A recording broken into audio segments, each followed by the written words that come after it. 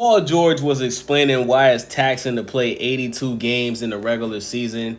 And he pretty much said it gets to the point where he feels like, how do I get through this one? Now, for those that don't know, man, last year, Paul George just signed a brand new contract with the Philadelphia 76ers because the Los Angeles Clippers did not want to give him an extension.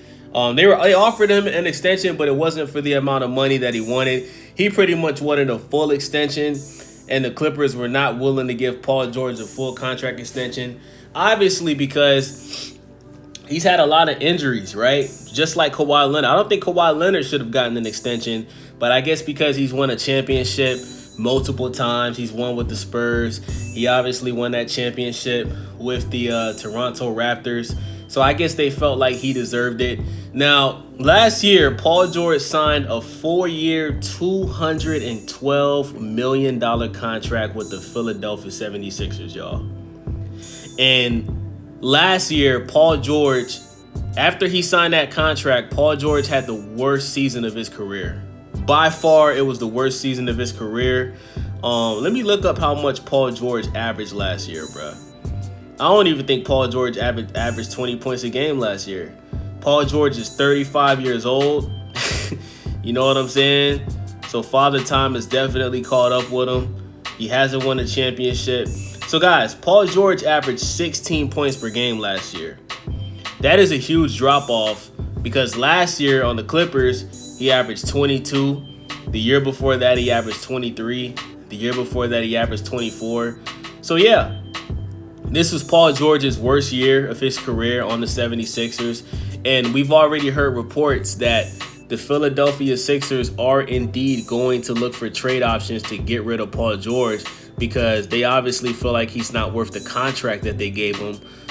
This is sad, y'all. I noticed ever since Paul George has started this podcast, it just seems like Paul George, I don't feel like he's prioritizing winning anymore. Like, I don't see that same Paul George that I saw when, he was on the Pacers going to the Eastern Conference Finals, going up against LeBron. Even when he was on OKC, I remember that second year when he played on OKC after OKC decided to basically trade Carmelo Anthony, and then they kept Russell Westbrook and Paul George. I truly do believe Paul George should have won MVP that year. I think that was the best year of his entire career, that second year that he played on OKC. And even when he ended up going to the Clippers with Kawhi, I think Paul George, those first 2 years before the bubble, I think he played great basketball. Obviously, he still came up short in the playoffs, but he still looked hungry. He still was playing good, still was scoring good.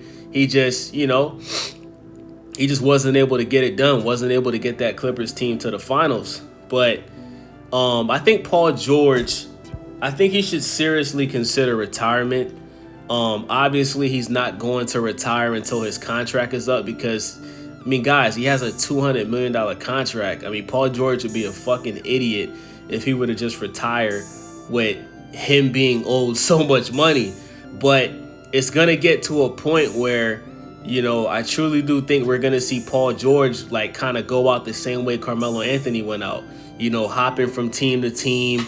I think it's going to get to the point where they're going to start putting Paul George on the bench. And I just think that this is going to go all wrong. I think this is going to be very similar to how Carmelo Anthony's career ended, how Allen Iverson's career ended.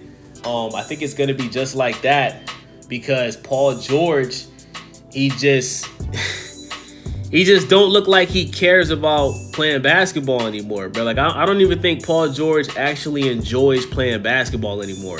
Even though Kawhi Leonard has had injuries just like Paul George, Kawhi Leonard looked damn good in the playoffs this year, man.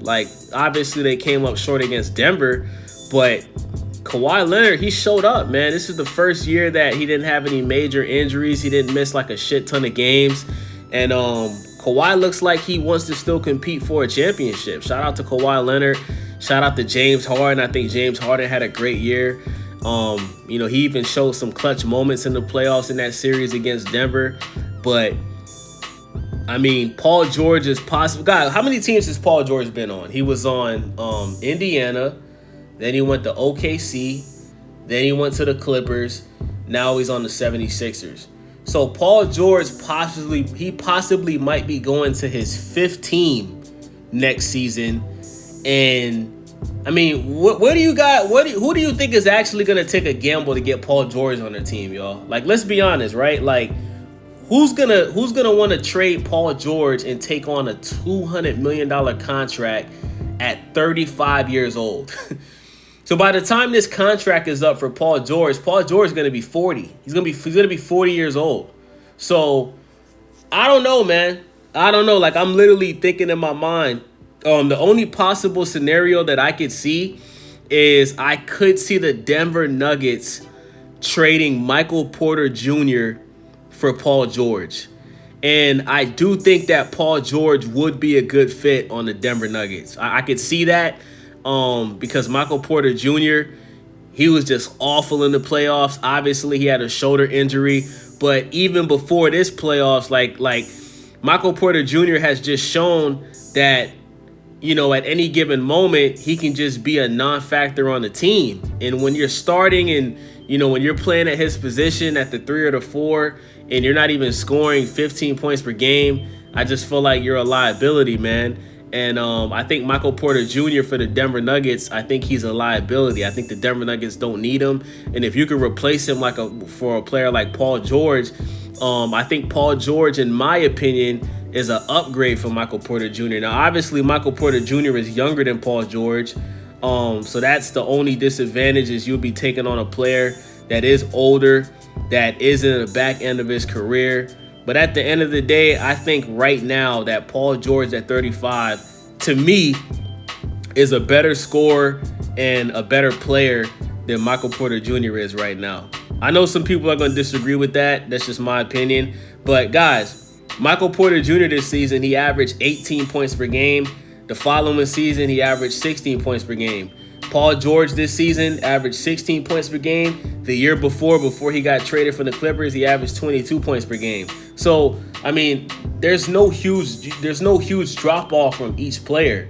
The only difference is you're getting a Paul George who, you know, obviously he hasn't won a championship like Michael Porter, but he has been to the conference finals. He does have that experience. And like I said, in my opinion, I trust Paul George to go out there and score consistently than Michael Porter Jr. That's my opinion.